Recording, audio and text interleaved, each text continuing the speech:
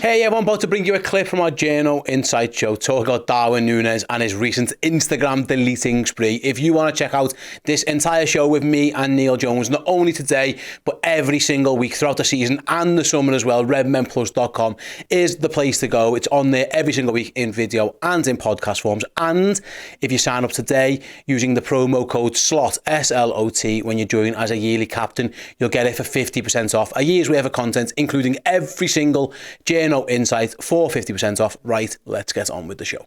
Right, then let's move on to a couple of topics. I want to start with the Darwin Nunez stuff. For those who don't know, obviously if you're not active or totally active on social media, you might not know, but Darwin Nunez went through his Instagram account. He deleted every picture pretty much to do with Liverpool Football Club. There was reports, of course, that he'd been him and his partner actually have been getting some pretty horrible messages after his recent performance against Tottenham. We saw Nico Williams go through something similar a few years ago, Neil, when he went through. It's a very modern way of showing like that something's not right. I think also it just shows like they are young kids and like these things can affect them. But what have you made of the whole discourse around this? Yeah, I mean, I did notice today that he hasn't done it on Twitter, has he, or X? No. I noticed he replied to Luis Suarez's message or a Luis Suarez post with Idolo. I think it's easier to do on Insta. Yeah, possibly. Yeah, but everything's. Yeah. What he would normal for his ex. So it's difficult to speculate on his intentions. Obviously you can read the obvious into it. There's something that's annoyed him. He did it when he first joined Liverpool, didn't he? I think it was on Twitter. Doing the Silencia thing in the friendly. Yeah. So he wrote resilience, didn't he, on his message after he had a little bit. I mean, I think it was his first pre-season goal. So he clearly, you can read into that he does have a handle on what is being said about him or to him on social media. It would be a terrible shame if Liverpool fans had made him feel like he doesn't want to have those pictures up that are getting comments underneath, or receive messages on the back of certain pictures around Liverpool or whatever. I get it. Not about me.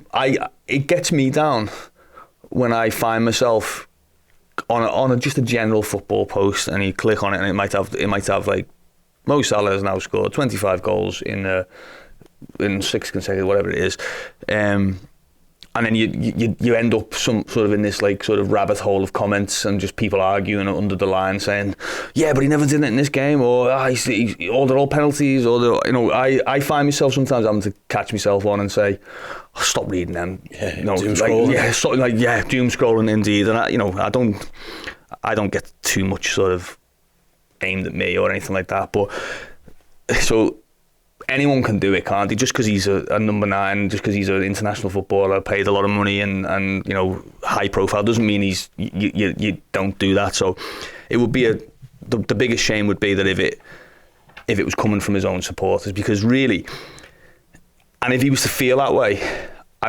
my message to him would be, just listen to what the fans when you're in the stadium, because I've never seen a player get his name chanted for less in games. Sometimes, like he only has to close down a fullback, or he can have a loose touch and then make a slide tackle or whatever.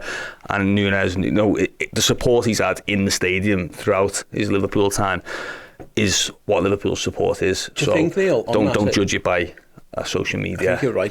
I think I've got a sense that the supporters in the stadiums and in grounds know that he probably needs that. Like there's certain characters. I think we're all pretty good judge of characters. Yeah. Like I think everyone has got he probably is the arm around the shoulder guy. I think it started actually with that thing. In his first pre-season, a video came out of him missing a couple of chances in a training session, and it was like everyone's piling on. Then he responds like, well, obviously this lad's a lad who we're going to have to look after. Yeah, possibly. It feels like the fan base in the stadium wants to look after him. I think everyone at times, listen, we've all been, and I think you're allowed to be critical. Yeah, absolutely. But it does feel like everyone's kind of got the sense with Darwin that he isn't the kick up the backside player. He's the arm around the shoulder, show him some love kind of player. Yeah, but you know what? I just think Liverpool fans are generally like that with the players. I think back to Peter Crouch when he came, and was it 15 odd games, maybe even more, that he never scored, and he had a penalty that he missed and things like that. But I just always remember that it was like, I really want him to do. I think Andy Carroll, I know Darwin gets unfavourably compared to Andy Carroll, but Andy Carroll was never ever. I never ever got the sense, and I went to a lot of Liverpool games when he played people just willed him to do well, and again, a bit like Nunez, if he won a big header or he rattled a centre back, people loved it and got behind it. I think it's no coincidence that so many players play their best football when they play for Liverpool, and when they leave, they're not quite there. And I think a lot of it does come down to, I think Fernando Torres is a good example of, he had it at Atletico Madrid, brilliant. He had it at Liverpool, brilliant. The support, he never quite had it wherever he went after that, and he never quite produced the levels of it. And I think in Darwin's case, of course, you think back to that game at Leicester in the Community Shield, and he scores, and like the sort of just that, like it was a Community Shield, like people talk about they don't care about that game. Massive sort of moment that he scored.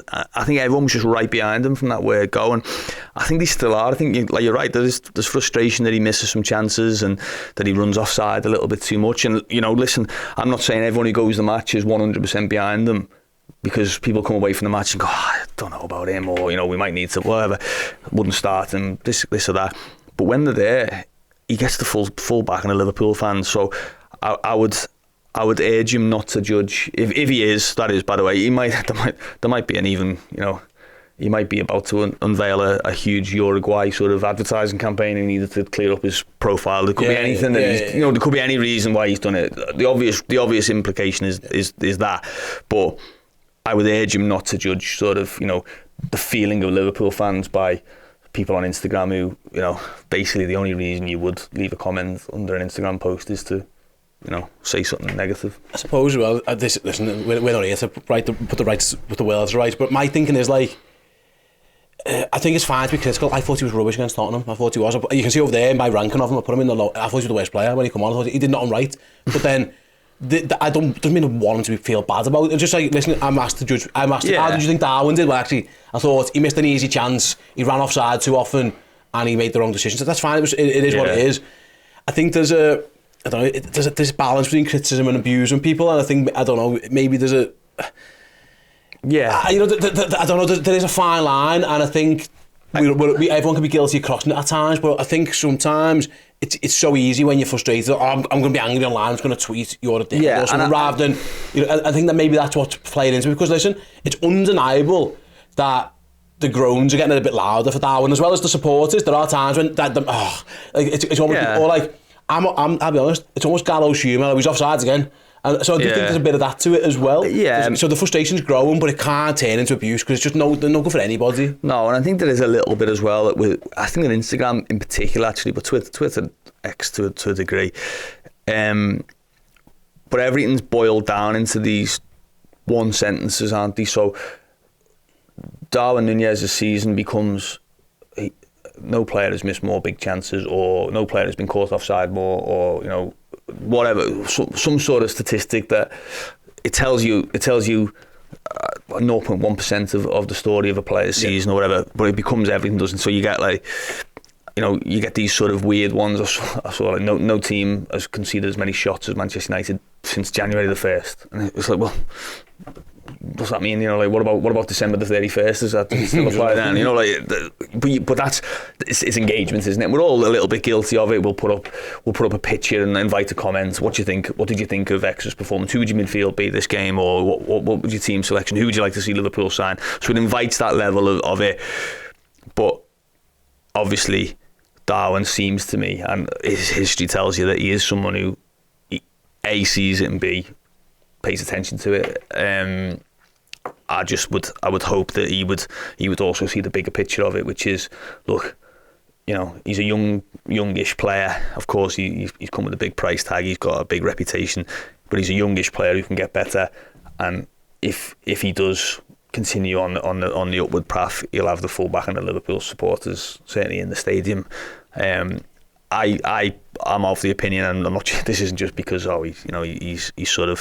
he's shown he might be upset about something, but I think Liverpool should persist with him.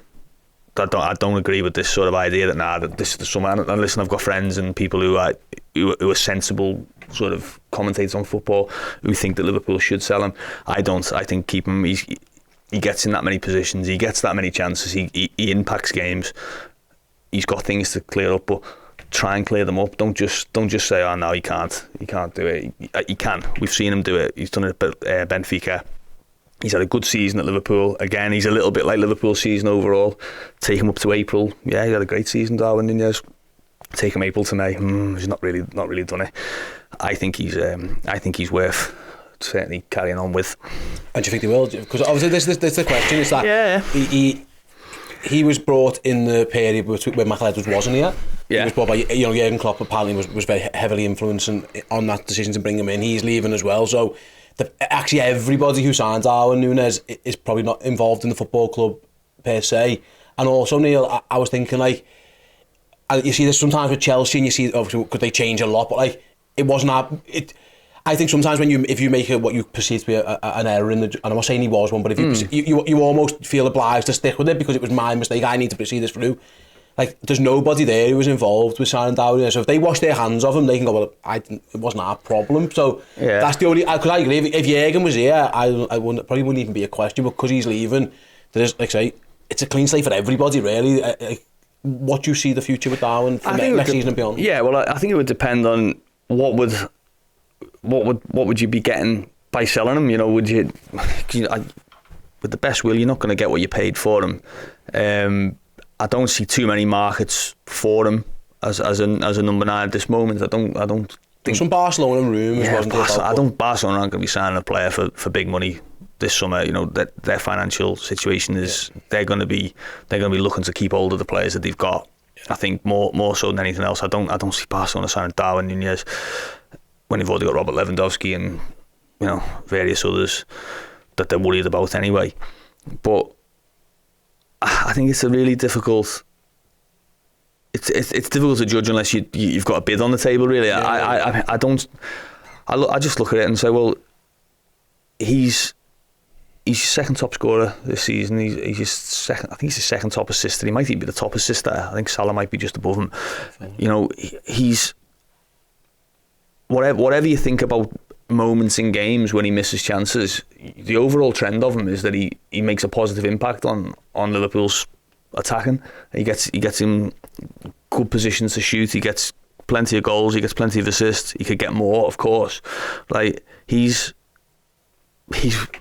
worth the place in the squad for sure. If he didn't have the price tag, I don't think there'd be the question about it. I think it would be, he's one of the rotation parts, but none of Liverpool's other forwards. Salah is an island on his own, but the others, look, Luis Diaz has got his faults. Luis Diaz probably doesn't have as much output as you'd want. Cody Gakpo's had a really good finish to the season, but he had an indifferent spell. Diogo Jota's got a lot of injuries, I think, and he's capable of obviously having a brilliant season, but can you keep him fit for there? Darwin's got as much upside as any of them, in my opinion. Yeah, and you're right, but he's joined top with Mo Salah. There you go, yeah. So 13 assists and 8. Yeah, so I mean, listen, and of course, you always say he could have had more, but okay, he might have more next season. I still see the upside. Obviously, the glass half full, or the Costa Cup half full. 31 goal involvements. For example, you compared them to Luis Diaz. I know Luis Diaz missed a bit of time as well, but so did Darwin. Yeah. He's got 13 goals in all comps. Put appearances up. I bet you he's got more appearances than. Let's have a look. Than most of the others. He's top. There you go. Nobody's played more games for Liverpool. There you go. So I mean, that's availability as well is a big part of what you want from him. So of course, I see the upside in Nunez. I really do, and yeah, I hope he's all right. I'm sure he is. I'm sure next week, when he scores a Villa or whatever, and he has his name chanted by the away end, there'll be a smile on his face. But just a shame that he's obviously. Something seems to have upset them. Hey, thank you so much for checking out the content today. If you want to get your name in and amongst these wonderful people, then head to redmenplus.com. Join as a Legend tier subscriber. You're going to get free merchandise codes. You're going to get in our Discord, and you're going to get your name at the end of YouTube videos. Yes, redmenplus.com, Legend tier status.